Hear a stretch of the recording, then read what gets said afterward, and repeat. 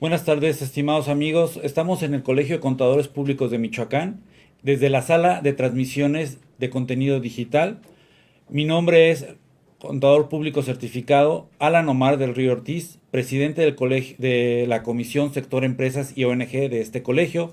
Esta tarde tenemos una entrevista muy interesante a cargo de mi amigo José Saus Tapia Rodríguez, el cual nos va a platicar un poquito sobre el tema de la prevención del lavado de dinero. ¿Cómo estás, amigo? Buenas tardes, Muy bien, gusto amigo. saludarte. El gusto es propio. Pues saludando también a todo el auditorio que tenemos el día de hoy. Un tema por demás interesante que viene evolucionando día con día a tal grado de que se está preparando una certificación para todas aquellas personas que realizan la actividad vulnerable, para asesores y todos aquellos que estén interesados. Entonces, creo que hoy vamos a tener un buen tema, amigo, algo de lo que nos va a llevar a platicar un buen rato. Tú lo sabes, tú mejor que nadie, que sabes que estás enfrente de esta comisión de sector empresas, sabes las repercusiones tan grandes que tiene y Sí. no sé cómo has visto tú a las diferentes cámaras, tanto de construcción o algunas otras, cómo los has visto a ellos que estén preparados. Mira, necesitamos más preparación, eso es obvio, necesitamos más conocimiento. Muchos sectores, muchas empresas no le han dado la importancia que tiene. Será porque a lo mejor todavía no las autoridades no han apretado en ciertos rubros, pero la obligación está ahí. ¿Qué te parece, para ir entrando un poquito en el tema, que nos platiques un poquito qué es la prevención del lavado de dinero y cómo sé si en mi empresa hago alguna actividad vulnerable? Ok, perfecto. Bueno, ¿qué es la prevención del lavado de dinero? La prevención del lavado de dinero es una tarea que no va directamente en conjunto con las cuestiones fiscales. ¿Por qué lo toco así? Los empresarios, dueños, etcétera, etcétera, luego tienden a cargar la mano al contador. Es- La verdad, tienden a es- cargar la mano al contador a tal grado de que lo tienen como psicólogo, lo tienen como abogado laboralista, lo tienen como todólogo, Así es. básicamente en la empresa. Entonces, ¿qué sucede? Dejar esta materia tan importante en manos de alguien que no tiene la preparación adecuada para poder estar presentando informes, avisos, tener el manual, tener expedientes, puede ser catastrófico para las empresas. ¿Por qué? La prevención del lavado de dinero es un acontecimiento que surgió desde 2013 en donde se les estaba pidiendo a actividades no financieras, aun cuando ya el sector financiero se encontraba inmiscuido en estas cuestiones de prevención del lavado de dinero, para que dijeran, oye, resulta ser que tú le rentas a una persona, no le puedes pagar tanto en efectivo, no puedes estar, si te pagan tanto aun cuando sea con transferencia, me tienes que avisar quiénes son. Tú sabes que en el arrendamiento hay unas jugadas para estar ahí con esas cuestiones maliciosas que no vamos a tocar aquí, Así es. porque aquí es cómo prevenir el lavado de dinero, no cómo hacerlo. Así es. Entonces, hay una serie de actividades que se encuentran reguladas por la ley, metales preciosos, compras de carros, también los mutuos préstamos y créditos, que es una que a partir del 18 de enero de este año ha comenzado a cobrar más importancia. Tenemos que estar cuidando, ¿por qué? Porque las empresas tienen que reportarle al Servicio de Administración Tributaria para que a su vez le reporte a la Unidad de Inteligencia Financiera qué movimientos tenemos y de qué manera es. Ahora, contestando a esta pregunta que se encuentra íntimamente ligada con qué es la prevención del lavado de dinero, ¿cómo sé si realizo una actividad vulnerable? Lo mejor sería acercarse, ya sea aquí al colegio de contadores o con una persona que esté especializada, para que les diga cuáles son las actividades vulnerables que se encuentran en la ley. Platicaba hace poquito, es muy sencillo identificar siempre y cuando conozcas el tema. Así Ok, es. si yo compro una pintura, ¿tú crees que alguien así, que no tiene conocimiento de la ley, una persona que no tiene conocimientos ni contables ni legales y ni siquiera administrativos, si va y compra una pintura en el extranjero y le resulta ser que le sale casi en 1 millón de pesos, ¿tú crees que esa persona le va a pasar por la mente que es una actividad vulnerable? No, no creo. Va a estar muy emocionada por su pintura Va a estar nueva. muy... ¿Qué tal que se está consiguiendo un Van Gogh, que una pieza invaluable, y él esté emocionado por la compra? Le va a ganar la emoción y puede ser que pague más dinero en efectivo o aún así, pero él no sabe que está realizando una actividad vulnerable. Vulnerable. Una persona que tiene en arrendamiento huertas, que tiene bodegas, te apuesto a que no les pasa por la mente que están realizando una actividad vulnerable, pero también si bien es cierto que el contador por lo menos debería de conocer que están ante la presencia de una actividad vulnerable, lo cierto es, amigo, que no tendría que recaer en él todas las obligaciones para su cumplimiento. ¿Tú qué opinas al respecto? Estoy de acuerdo, creo que es una materia que sí requiere de un especialista por todo lo que conlleva dentro de, inclusive la cantidad de multas, que ahorita a lo mejor tú nos platicas un poquito de eso. Y bueno, ya que tocaste el tema, ¿qué nos puedes platicar de qué tipo de actividades son vulnerables para la ley? Así más o menos para que nuestro auditorio se dé una idea de decir, ay, a lo mejor sí caigo en esto y sí me tengo que asesorar. Claro, claro. Podemos empezar por algunas que son comunes en el sector de la construcción. Sí. La construcción y posterior venta de bienes inmuebles. Es una de las más recurrentes y una de la que en lo personal me ha tocado implementar más defensa. Lo platicamos detrás de cámaras, tú lo sabes, las empresas son muy renuentes en el apartado de querer cumplir con todas sus obligaciones, en especial cuando saben que conlleva un costo, es la realidad, pero nada es gratuito en esta vida. ¿Qué sucede? Si construyes, vendes, actividad vulnerable. Ahora las inmobiliarias, újule, si te platicara, tengo un amigo que me dice, yo hago la labor de un agente inmobiliario. Está tan motivado con esta actividad que se inscribió. Uh-huh. Creo que es en AMPI, si no mal recuerdo, algo por el estilo. Se inscribe y dice, no, ya estoy certificado, ya recibí mi certificación para poder ser agente inmobiliario. Y le digo, ok, ¿y tú sabes que tienes que estar presentando avisos? Así Y es. dice, ¿avisos de qué? Yo, ¿cómo que pues ya fuiste, ya te certificaste, tienes que conocer? No sabía. Le digo, ya había vendido 6 casas en ese momento. Le digo, qué bueno por ti, pero ojalá que la ganancia te alcance para, si la autoridad te detecta, puedas llegar a un acuerdo. ¿Qué otra cuestión tenemos además del sector inmobiliario? El arrendamiento. Una de las actividades también que son más recurrentes por parte de la gente. De repente tienen una propiedad como persona física, se la quieren pasar a una persona moral, a lo mejor se pone una renta significativa o sí se cobran rentas bien. Y ahí es donde se detona la actividad vulnerable. ¿Qué más tenemos? La prestación de servicios profesionales de manera independiente.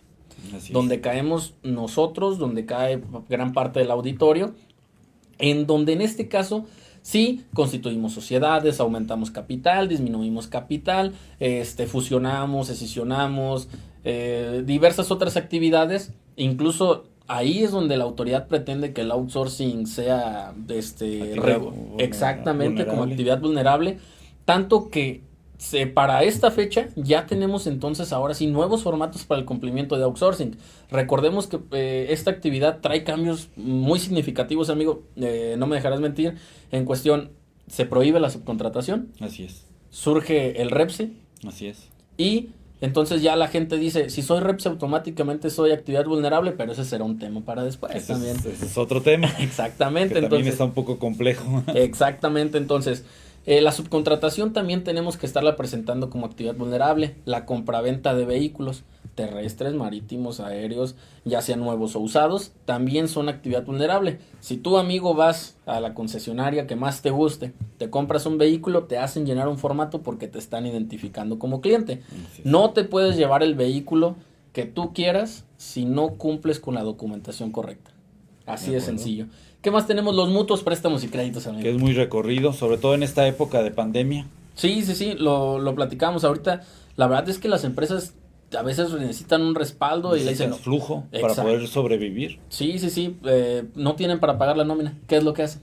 Métele un préstamo. Métele un préstamo, exactamente. Entonces, los mutuos, préstamos y créditos, incluso cuando son empresas de las mismas personas, de los mismos dueños, sin que formen parte, sin que sean, un grupo empresarial tal como lo marca las reglas de carácter, exactamente, las reglas de carácter general, en donde una persona moral tenga control o administración sobre otras personas morales, tienen que presentar avisos. Entonces, es otra actividad de la cual debemos de tener mucho cuidado. Algunas otras más, también tenemos las pinturas, las obras de arte, los relojes, que son piedras preciosas o joyería y demás. Entonces esas son algunas. Ahora muy reciente la incursión de las criptomonedas. Uh-huh. Las criptomonedas o los activos virtuales pasan a ser una actividad vulnerable. ¿Por qué? Porque ahí está un mundo de dinero en una cuestión que está en el internet. Así es. Está en una memoria, está en el internet. Entonces, tanto dinero debe de ser vigilado también por cuestiones de prevención de lavado de dinero. Esas son algunas de las más recurrentes. Las mismas se encuentran en el artículo 17. Ahí se encuentran todas las fracciones en donde están. Voy a mencionar también otra que está ahorita ya prestándosele más atención, que son los vales, tarjetas de recompensa. Y los vales, ¿dónde los podemos ver? En las gasolineras. Así es. Podemos ver tarjetas o instrumentos de almacenamiento de valor monetario, como puede ser un vale electrónico, en farmacias. Ya está una farmacia muy famosa que vas, Y te dan tu tarjetita. Sí, hay mucho tipo de ese tipo de vales, de recompensas, etcétera, etcétera. Exactamente. Oye, amigo, y platícame, si tengo alguna, o si mi empresa o yo realizo alguno de este tipo de operaciones, ¿qué obligaciones tengo que llevar o qué tengo que hacer? O ya me encontré en este supuesto que ahorita nos platicas, y luego, ¿qué sigue? Ok.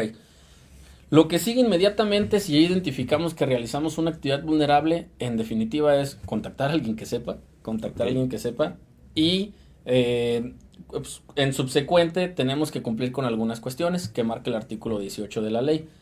No nos interesa ahorita hablar de artículos, lo que nos interesa es qué tenemos que hacer, qué obligaciones debemos de tener. Un manual, lo decíamos, las empresas saben que están ahí, pero luego no quieren pagar por la creación de un manual, pero deben de tenerlo, deben de tener un manual con políticas para la prevención e identificación de operaciones con recursos de procedencia ilícita. Así es. Suena como trabalenguas, parece que se te está agotando el aire. Así es. Y mejor le decimos manual antilavado de aquí en adelante. Así es, igual que el nombre de la ley.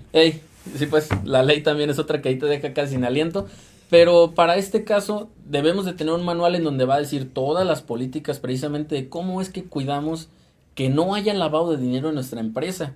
¿Por qué? Desde la persona que se encuentra en recepción en una concesionaria de autos hasta el gerente tienen que conocer el proceso de la prevención del lavado de dinero para efectos de que esa cadena no se rompa y se mantenga sólida y le podamos dar cumplimiento a lo que la ley quiere, que es cuidar el sistema financiero. Así es. ¿Qué otra cosa debemos de tener?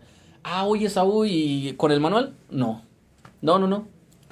Aquí también lo decíamos con el contador Alan, es muy importante tener los expedientes, ya sean físicos o digitales. Debes de identificar a la persona con la que vas a tener operaciones.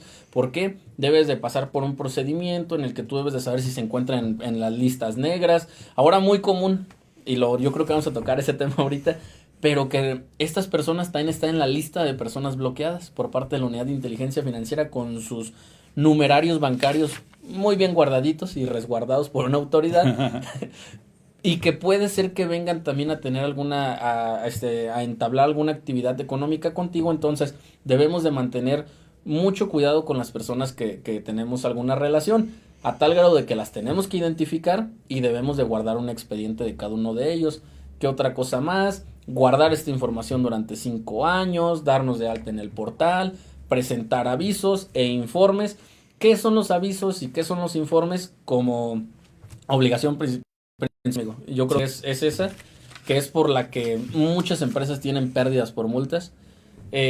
Los avisos son cuando nosotros tenemos actividades, supongamos en este mes, al siguiente mes tendremos que reportar a la persona. Es decir, yo, Esaú, tengo actividades con el contador Alan y yo voy a reportar al contador Alan en el siguiente mes, pero ahora yo, Esaú, no tuve actividades. Solamente tendré que presentarle un informe como una especie de declaración en ceros para que la autoridad sepa que ahí estoy presente, diciéndole presente, pero no participando en ese momento en su clase. Entonces, esas son las principales obligaciones, amigo. Yo no sé tú cómo has visto esta cuestión de las empresas, ahora que ya le dijimos al auditorio cuáles son las obligaciones. Tú que haces, que tienes contacto directo con muchas empresas, con muchos sectores, ¿cómo los ves en el cumplimiento con esto? Cuesta trabajo al principio que empiecen a tener esta dinámica de estar presentando información. Cuesta trabajo lograr que se integren los expedientes correctamente, pero una vez que ya están integrados, pues ya se va haciendo como una costumbre, ¿no? Como parte del mismo proceso de venta, de llenar la información, llenar el expediente e irlo guardando y al final del mes pues ir reportando, ¿no? Creo que sería la parte más natural. Amigo, ¿qué pasaría digo, aquí hay muchas personas que nos están viendo, que a lo mejor ya se situaron en un supuesto, ya vieron qué obligaciones tienen y que a lo mejor no han presentado nada. ¿Qué repercusión puede tener? Porque también los mexicanos somos muy dados de que si no hay multa, pues no pasa nada y no hacemos nada, ¿no?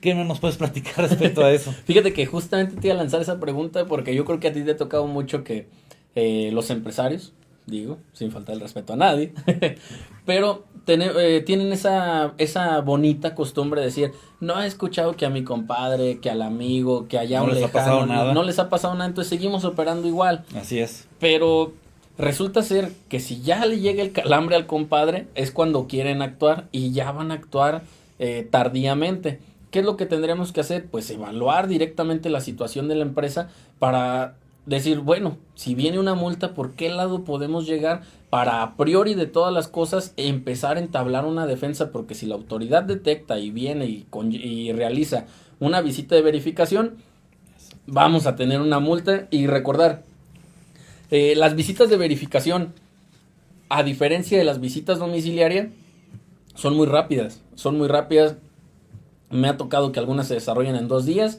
Es un procedimiento muy corto para poder llevar a cabo todo.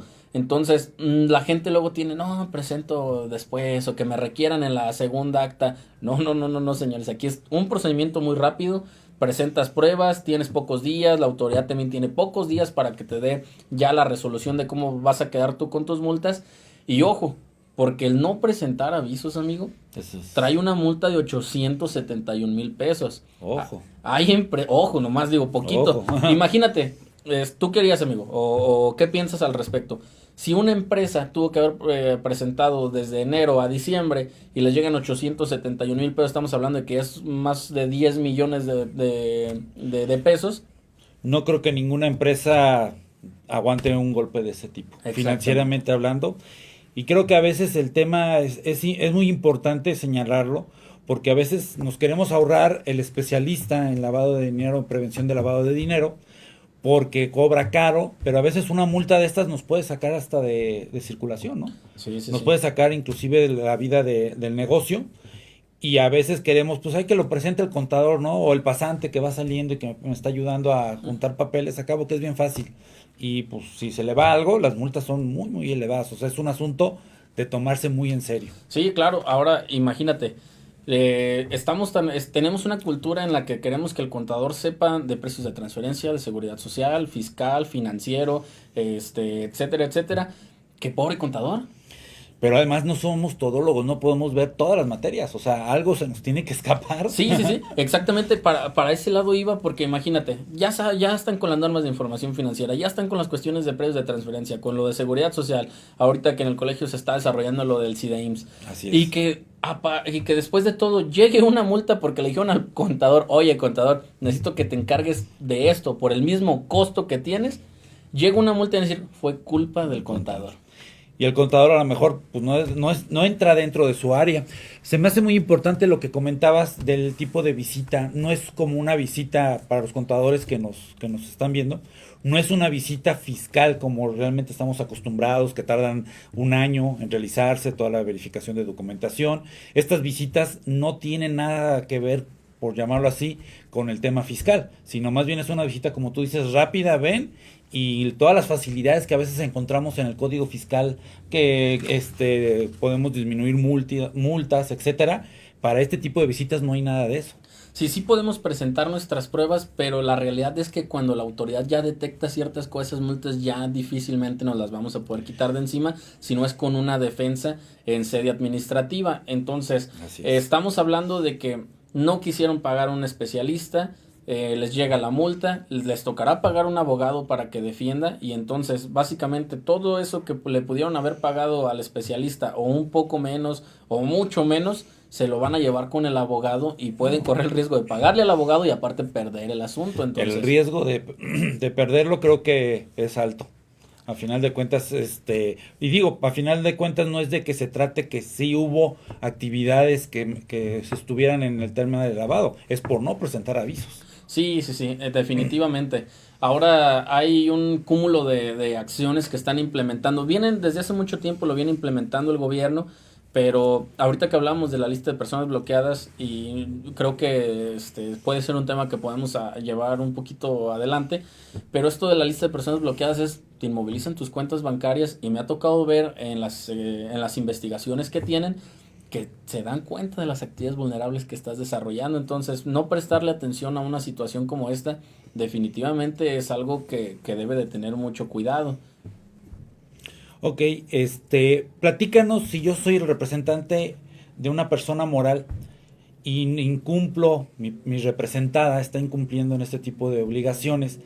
Yo como representante, ¿tengo alguna responsabilidad o alguna parte se me puede transferir de la persona moral a mí como persona física? Como encargado de cumplimiento sí tenemos obligaciones. Las empresas deben designar a un encargado de cumplimiento y comúnmente se designa a la persona que es el representante legal. En algunos otros casos se designa a alguien más, ya sea parte del equipo, o me ha tocado ver que incluso algunos asesores forman a ser parte de los encargados de cumplimiento. Pero es muy interesante esa pregunta que haces, amigo. ¿Por qué?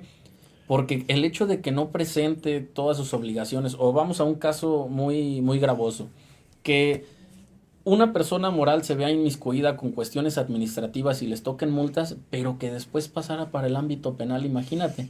Como representante legal no es que se vayan a llevar a la persona moral, no se van a llevar a Chuchos Pérez Company allá al botiquín, se van a llevar a Chucho Pérez. Al representante. Se van a llevar a Chucho Pérez a la cárcel, y esto es lo que va a causarle entonces ya al representante legal, que dices, no, mejor tengo cuidado. Entonces debemos de ser muy cautelosos, porque en definitiva esta cuestión de la prevención del lavado de dinero, debemos de tener un compliance que a la empresa le facilite todo, le facilite la prevención del lavado de dinero, las cuestiones fiscales, etcétera, etcétera, pero a tal manera en que no caigan en los supuestos del 400 bis del Código Penal, porque entonces ya por cuestiones de delincuencia organizada, ya ahí sí el representante legal ya estará preocupado. Ya estará preocupado, porque ahí va a ocupar un abogado penalista y también un abogado en materia administrativa, para efectos de que le puedan quitar la multa y que también lo puedan sacar de esa situación en la que está. Entonces, es de mucho cuidado esta situación.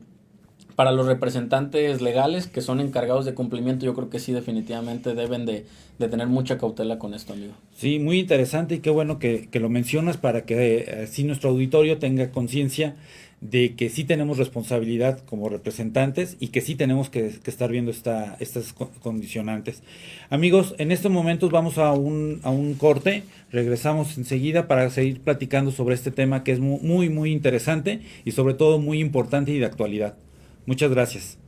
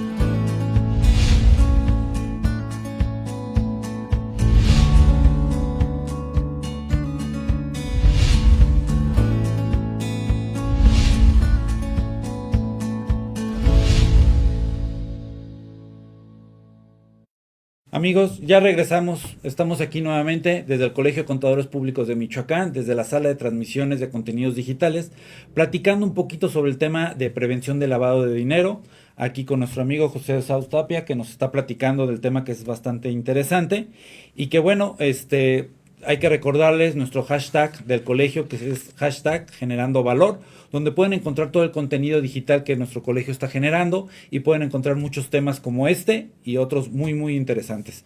Y pues bueno, vamos a continuar aquí con nuestra entrevista. De este tema, que es un tema muy importante, ¿quiénes son los que más deberían de aprender de este tema? ¿Quiénes deben de conocer este tema? ¿Quiénes deben de...? No hablo de ser expertos, porque obviamente pues eso pues es tema de un especialista, pero digo, de nuestro público, pues ¿quiénes son los que deberían de estar más interesados en conocer de este tema? Esta es una pregunta muy interesante. Tiene una respuesta también un tanto amplia. Yo creo que deberíamos de estar inmiscuidos todos, la realidad. ¿Por Ok. qué todos? Todos, tanto membresía del colegio como ciertas agrupaciones que se encuentren directamente inmiscuidos en alguna actividad vulnerable, debemos de estar involucrados con este tema y en sus empresas deben de estar involucrados desde la persona que se encuentra en recepción hasta la persona que tenga el más alto cargo. ¿Por qué? Porque lo mencionábamos hace un rato. Esta es una cadena que no se puede romper, que si se rompe le va a causar una consecuencia catastrófica a la empresa y que va a traer consigo una consecuencia enorme. Entonces, yo directamente o lo que procuro hacer es a veces capacitaciones gratuitas o webinars también, porque creo que es algo que todos debemos de conocer. No me dejarás mentir, amigo. Cuando una persona no conoce de un tema, se le hace muy fácil ciertas cosas. Hacer varias cosas que Sí, están prohibidas y pues es bien fácil. sí, sí, sí. ¿Qué pasaba?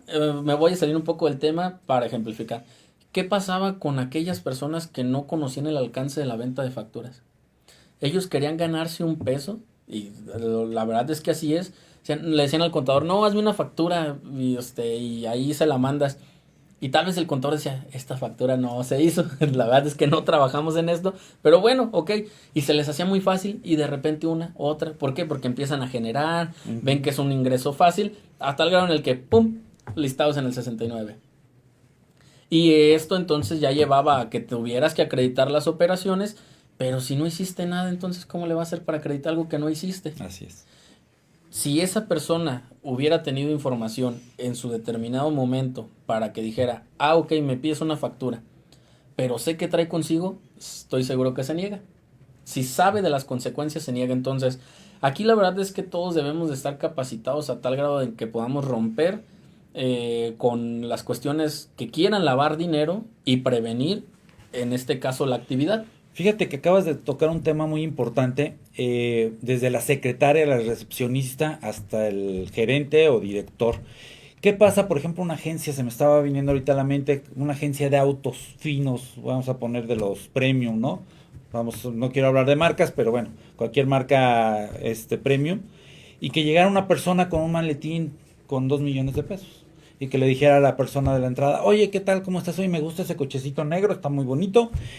¿Cuánto vale? No, pues vale 1,999, casi los dos. Ah, perfecto, mira, ¿qué crees? Aquí traigo y saco un maletín con billetes pues de 500 y de 1000, ¿no? Para llegar a esas cantidades.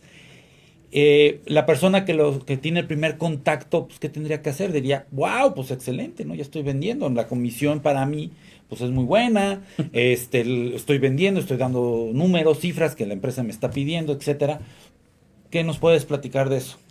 Eh, en esta cuestión, definitivamente das en el clavo en una situación muy interesante porque si esa persona que quiere vender el auto no tiene conocimiento de las cuestiones de prevención de lavado de dinero, le va a ganar la emoción y lo va a vender. Así es. Lo va a vender porque imagínate, vende ese carrito de 1,999,999. Va a sacar el peso de él de su cartera y le va a decir, ten, aquí está tu cambio, llévate el carro, ten las llaves, nada más. ¿Sabes qué? Es más, yo te mando traer las placas, te doy un bono, vemos lo que hacemos. Esto por la emoción de quererse ganar la comisión. Así es. Pero la consecuencia en la que va a meter a la empresa, ¿por qué? Hay un tope para pagar los vehículos, hay un tope para poder pagar los vehículos en efectivo y ahora el no integrar un expediente. Y si no integras un expediente no vas a poder presentar un aviso de esa operación que realizaste. Entonces ya tienes 3 cosas por las cuales te van a multar. Y esa venta de ese vehículo no te va a alcanzar para lo que vas a tener que pagar de multas. Entonces todas estas cuestiones, como bien lo dices, desde el puesto más bajo debe de estar capacitado por cuestiones de prevención de lavado de dinero. Para eso sirve el manual, para saber cómo funciona el organigrama de la empresa o una persona física, cómo tiene que realizar el cumplimiento de toda esta actividad vulnerable, porque si bien es cierto, nos hemos enfocado mucho en que esto debe de ir para las empresas, pero las personas físicas también realizan. También realizan Yo, actividades. yo conozco arquitectos que hacen desarrollos inmobiliarios Y ellos dicen, yo no tengo un cuerpo, o sea, en el manual ya de políticas, sabemos que no tienen un cuerpo, un organigrama como tal con el que operan, pero sí, ellos sí saben que tienen a lo mejor un asistente, alguien más que interviene en el proceso, y esto tiene que ir plasmado en el manual, tiene que estar demarcado el procedimiento que nosotros debemos de tener. Entonces, para mí es una pregunta estupenda. Si ustedes tienen la posibilidad de empezar a capacitar, yo creo que en todos los despachos deberíamos también de empezar con esta situación, con el fin de que empezamos en los despachos, después causamos conciencia con los empresarios, a tal grado en que todos estemos enrolados en esto, pero como lo decías hace un ratito, amigo, no le ha llegado al compadre, pero cuando le llegue, van a venir. Y desde algo que platicaba con varios amigos que estamos en el medio es que si viene la certificación, parece ser que la autoridad va a empezar a voltear a ver entonces ya estas cosas. Van a ser más comunes las visitas de verificación, van a ser más comunes las multas, y a partir de este momento es cuando todos van a querer empezar. ¿Y qué decías hace un rato? ¿Y si yo lo tuve que hacer desde el año pasado? Y si no lo tengo, ¿cómo lo voy a presentar ahora? Exactamente. Yo ya estoy en una causal de incumplimiento. Ya no hay extemporaneidad espontánea, como el mismo Código Fiscal no lo permite con una obligación fiscal. Y es eso que estás tocando también, híjole, qué interesante. Esta ley no tiene extemporaneidad ni espontaneidad más que en un supuesto, y la gente me tocó algo que a lo mejor pues para mí se me hizo lógico. Sí. Comprendo la persona con la que estaba platicando, pero dice es que íbamos a presentar 26 avisos y la ley dice que lo podemos hacer en una ocasión. Sí, la ley dice que lo puede hacer en una ocasión, pero entonces quedas exento de un solo aviso. Tienes 25 multas, una será por la mínima y las otras 24 por la máxima. Entonces, imagínate cuando el empresario se quedó, ¿cómo? Si tú nos dijiste que en una sola ocasión. No es como luego la gente quiere darle esa denotación, esa interpretación a la ley. Entonces, muy importante conocer la ley y darle cumplimiento. Y mucho cuidado, porque luego muchas veces como contador, pues lo tenemos muy grabado, ¿no? Ah, es espontáneo, extemporáneo, no pasa nada. No, aquí no cuenta esa parte del juego, ¿no? Oye, amigo, otro tema que me gustaría, bueno, mismo tema, pero estas incumplimientos que podemos caer, muchas veces me queda claro, lo hemos platicado, por falta de conocimiento, no por dolo, no por quererlo hacer, sino a lo mejor por la máxima, ¿no? Por no conocerlo, más no nos exime. ¿Tendría alguna consecuencia en materia penal? Fíjate que sí trae algunas cuestiones emparejadas con la materia penal, como lo es directamente el delito de delincuencia organizada con estas situaciones. Mucho se ha hablado a partir de que comenzaron algunas reformas, tanto en materia fiscal como en estas cuestiones de prevención del lavado de dinero, donde se vincula al artículo 400 bis del Código Penal Federal, que para aquellos amigos que no tengan conocimientos legales ni contables, el legislador buscó que todas aquellas cuestiones que nosotros hacemos, tal como lo es incluso la venta de facturas, que dices, no, vamos a tomar como delincuencia. Entonces, así es. Todas estas situaciones traen repercusiones que no solamente van a ir al ámbito administrativo, sí pueden traer sanciones penales y se puede caer en la comisión de un delito.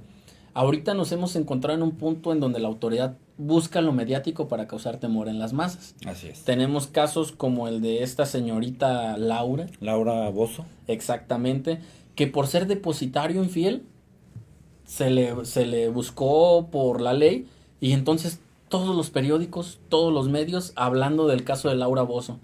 Y esto lo que hace es automáticamente le causa conciencia a las masas, porque dicen, Laura Bozzo está en la cárcel por una cuestión de esta naturaleza, yo no lo voy a hacer.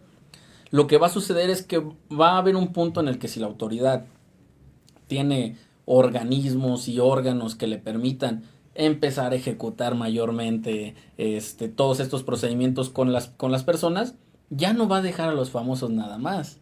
Va a ir por empresarios, pequeños empresarios e incluso por personas físicas que realizan las actividades vulnerables. Y si resulta ser que además de todas estas cuestiones detecta la comisión de un delito, pues van a empezar las carpetas de investigación. Sí, van a empezar las carpetas de investigación. Y esto es lo que mencionábamos. Ha pasado ahorita que están muy de moda las cuestiones de las inmovilizaciones bancarias y... Sí, te iba a preguntar algo sobre eso, sobre las inmovilizaciones de cuentas bancarias por la Unidad de Inteligencia Financiera, si tiene que ver algo con la presentación de avisos o cómo se dan o cómo se dan cuenta ellos. A ver, yo vendo vehículos, vuelvo a lo mismo, agencias de autos, premium, y de repente me inmovilizan mi cuenta. Digo, oye, pues eso es cómo supieron, o por qué, o cómo, o qué. Sí, y tienes toda la razón. Si bien no decae directamente en que yo tenga que presentar avisos, sí viene también de qué avisos presentan otras personas de nosotros. ¿Por qué? Importante. Porque luego la gente, volvamos a este caso en concreto, el arquitecto, que no quiere presentar las cuestiones de prevención del lavado de dinero, pero acude ante la notaría para escriturar la venta de una casa. Así es. Lo que él no sabe es que el notario avisa. Exactamente. Porque es su obligación. Exactamente, entonces hay terceros que dan cumplimiento y que nos empiezan a poner directamente en el ojo de la autoridad.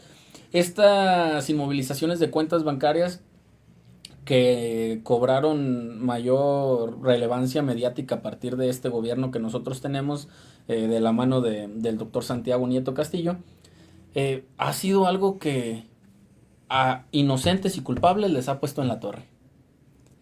Es una herramienta que en otros países, Italia, Colombia y otros más, llevan a cabo para desmantelar las células criminales, pero aquí es que agarran a inocentes también. En la Ciudad de México, amigo, hay un artículo, si gustan buscarlo, a una persona que arreglaba computadoras, una señora que arreglaba computadoras, le inmovilizaron sus cuentas bancarias, porque tenía el mismo nombre que una persona que era delincuente. Así. Las famosas homonimias. Sí, así es. Entonces, ¿qué sucede en estos casos? Te inmovilizan las cuentas bancarias, no te llega una notificación. A veces te llega un correo por parte del banco, o vas ahí y te dicen, no, mire, aquí está una hojita. Yo lo primero que les digo, no las firmen, no firmen esa hojita, y vénganse directamente con su contador y que él se acerque con un abogado. Pero, ¿qué pasa?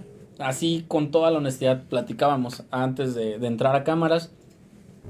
La unidad de inteligencia financiera está muy fiera. No ese debería ser la unidad de inteligencia financiera, es la unidad de inteligencia bien fiera ahorita, la realidad. ¿Por qué? Te inmovilizan las cuentas, un juez de distrito te da el amparo, pero no te sueltan. Alegan de que viene de una investigación en el extranjero y es el supuesto válido para que te puedan mantener ahí tus numerarios inmovilizados. Ellos aportan elementos de que sí, hay una investigación tiene el extranjero, pero no solicitan que te inmovilicen las cuentas bancarias. Y ellos después llevan una carpeta general donde salen muchos sujetos que forman parte de la lista de personas bloqueadas, donde ha estado el operativo Zócalo, el operativo Pitón, con algunas células criminales importantes, y resulta ser que aparece ahí el nombre de una persona. De verdad, me ha tocado casos en los que dicen, no, es familiar de tal persona. Y se parece. Se parece, no, pero me ha tocado casos en los que dicen, es familiar de tal persona, pero tiene el mismo apellido y no es familiar. No, pues si hablamos de Pérez, García, que son López, que son apellidos bastante comunes, pues imagínate, todos Sí. son, uno se dedica al crimen, ya todos son criminales. Exactamente para ese lado iba. No puede automáticamente la autoridad acreditarle esta situación a una persona si no tiene elementos suficientes, pero lo que hacen es lo que sea Pancho Villa, mato, luego averiguo, a ver qué es lo que está sucediendo. Entonces, imagínate, amigo, a una empresa, una gasolinera, le inmovilizan sus cuentas bancarias. Básicamente operan con las terminales para que nosotros como Lo podamos sujeto, deducir. exactamente, no le podemos transferir, no podemos hacer nada, entonces automáticamente nos pierden a nosotros como clientes. ¿Por qué? Porque no podemos no pagar. podemos trabajar ahí. Exactamente. ¿Quiénes tal vez sí tienen más facilidades? El sector agrícola, quien es quien cuenta con algunas facilidades en materia de combustible. Le bloquean sus cuentas bancarias el día de hoy. Presentan paro y le dan la suspensión. Le dicen, sí, ya libérale las cuentas. Hasta que tú me digas que tienes una causal. No lo hace. Y resulta ser, llega la audiencia incidental. Y sí te dan la suspensión o te dicen que no. Ok, no. Te toca irte hasta el fondo del asunto de la constitucional. Y en la constitucional te dicen que sí. Aún así se la piensan y te toca abrir incidentes porque no cumplen con la suspensión. La verdad es que es algo que también es una muy buena herramienta, pero que deben de empezar a afinar. Pero yo creo que deberían de aplicarlo a los grupos. Creo que en México pues hay muchos grupos que sí se lo merecían, Sí. y hay muchos contribuyentes que por errores, desconocimiento de la ley, y que no se dedican a eso, pues la están pagando, ¿no? Sí, Pero una cosa lamentable. Una persona para el lado de Tierra Caliente aquí en Michoacán, es una señora ya grande y le llega una notificación por correo certificado. Entonces la señora pues no tiene conocimiento, pues ella vio una carta ahí del banco y resulta ser que tenía pues lo que su esposo le había dejado ujú, cuando falleció. Y va, intenta hacer un retiro y le dice el ejecutivo, quien ya es más amable, que estaba pasando por un procedimiento de esta naturaleza. Entonces imagínate, amigos, se presenta el amparo y presentan ya una causal para que se sobresea el amparo, porque si no, lo presentaron extemporáneamente. La señora ya había firmado mucho tiempo antes la notificación. mm. Entonces, esta situación es algo deplorable. ¿Por qué? Porque es alguien que no tiene conocimientos, que tarde se da cuenta de las situaciones y ya sus recursos ahí están, Y se los queda el banco. inmovilizaditos. Oye, amigo, ya estamos casi en la última parte de nuestra entrevista, pero antes de esto quisiera hacerte una pregunta. Tenemos la ley que protege la información de los particulares, que la información que yo tengo tuya en posesión de particulares, la ley de privacidad, donde no me permite a mí, que tengo esta información, estarla divulgando o estarla utilizando inclusive para medios de publicitarios si tú lo negaste, o para estarte tratando de vender cosas, etcétera, y que también tiene sus propias multas y tiene sus propios mecanismos de cohesión. Aquí no habría algún problema de leyes o de incompatibilidad, porque yo tengo que informar. Supongamos, yo tengo que informar las operaciones que hacen mis clientes en el tema de lavado de dinero, ¿no? De prevención de lavado de dinero, pero a la vez también tengo una ley que me prohíbe dar esa información, o cómo funciona, con el tema del aviso de privacidad. ¿Qué nos puedes platicar? Sí, pues pareciera que el día de hoy definitivamente estamos hablando de puntos medulares que la audiencia debe de saber. ¿Por qué? Porque existe esta ley, que es la Ley Federal para la Protección de Datos Personales en posesión de particulares, en donde nosotros debemos demostrarle a la persona que nos proporciona datos de qué es para qué se los solicitamos. En este caso, si nosotros lo vamos a hacer para la presentación de los avisos antilavado o para cuestiones comerciales y demás, él debe de tener conocimiento de por qué se lo estamos solicitando y que sepa que no lo vamos a compartir con nadie más. Así es. La ley incluso tiene como complemento la ley antilavado tiene como complemento esta ley de protección de datos personales, a tal grado de que es supletoria de la misma. Entonces, muy importante que si nosotros, y no solamente por las cuestiones de lavado de dinero, de verdad no solamente por esto, si nosotros estamos desarrollando una actividad en donde solicitamos datos del cliente, debemos de presentarle nuestro aviso de privacidad. También otras multas que no eran muy comunes, pero ya lo empezaron a hacer. Ya me ha tocado pelear asuntos por cuestiones de multas porque no tienen a la vista el aviso de privacidad, no tienen un mecanismo para que la gente ejecute sus derechos ARCO, acceso, rectificación, etcétera, etcétera. Y todo esto conlleva que la empresa entonces ahí esté perdiendo de su patrimonio. ¿Por qué? Porque incumple con ciertas normatividades. Entonces, es muy interesante, es algo, si tenemos nuestras cuestiones de la ley antilavado, tenemos cuestiones fiscales, tenemos cuestiones financieras y pedimos datos, tiene que entrar en juego la Ley Federal para la Protección de Datos Personales en posesión de particulares y nuestro aviso de privacidad. Amigo, muy interesante todo lo que hemos estado platicando. ¿Qué nos puedes platicar ya como recomendaciones finales para nuestro auditorio sobre este tema? Creo que hemos tocado partes muy medulares, muy interesantes todas. Obviamente, para platicar más a fondo, pues necesitaríamos un diplomado de puro, que de hecho como comercial tenemos nuestro segundo foro sobre este tema, sobre la prevención del lavado de dinero, aquí en nuestro colegio.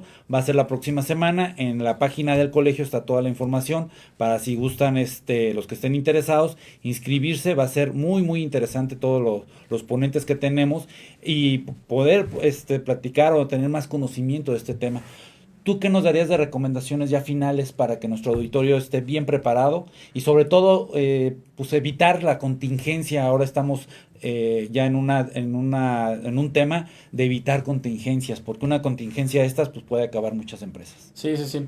Aprovechando también para sumarme a la invitación, definitivamente tenemos este evento muy interesante que es el segundo foro regional en materia de prevención de lavado de dinero y financiamiento al terrorismo, que nuestro presidente de la comisión, el contador Ramiro, ha estado en conjunto con el colegio organizando y demás.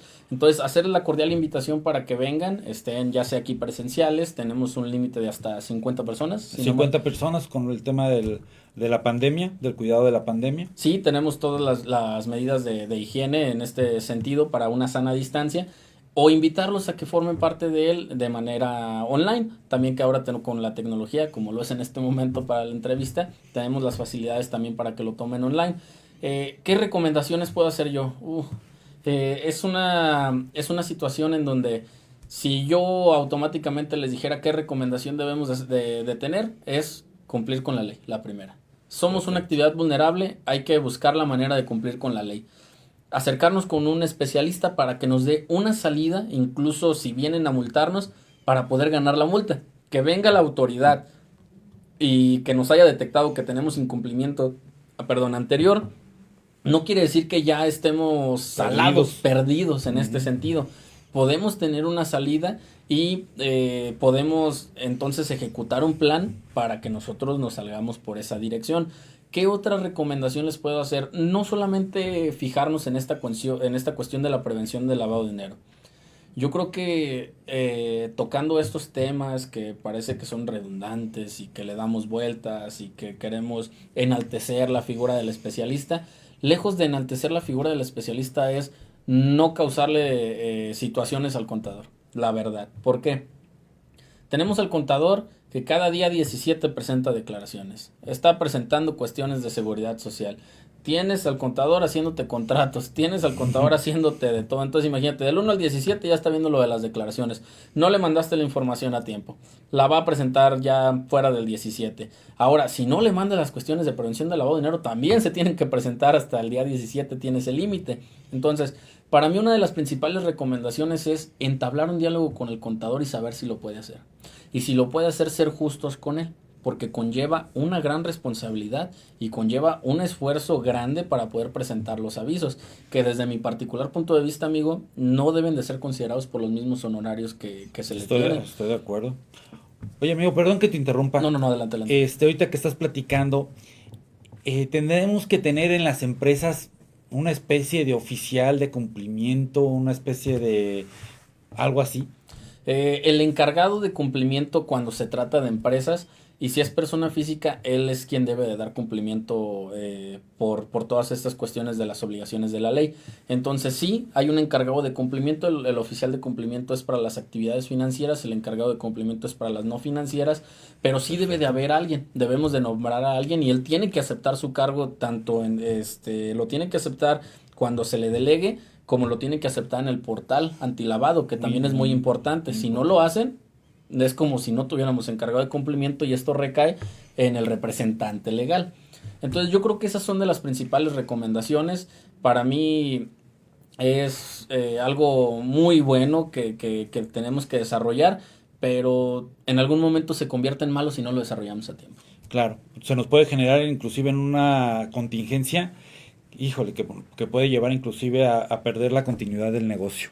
Sí, así es. Amigo, muchísimas gracias por esta entrevista, toda la información que nos has dado nos enriquece, nos da mucho conocimiento sobre este tema, nos da mucha sed de aprender más sobre este tema porque es muy importante, porque hoy más que nunca está tomando mucha relevancia y hay que tenerle mucha atención a esta.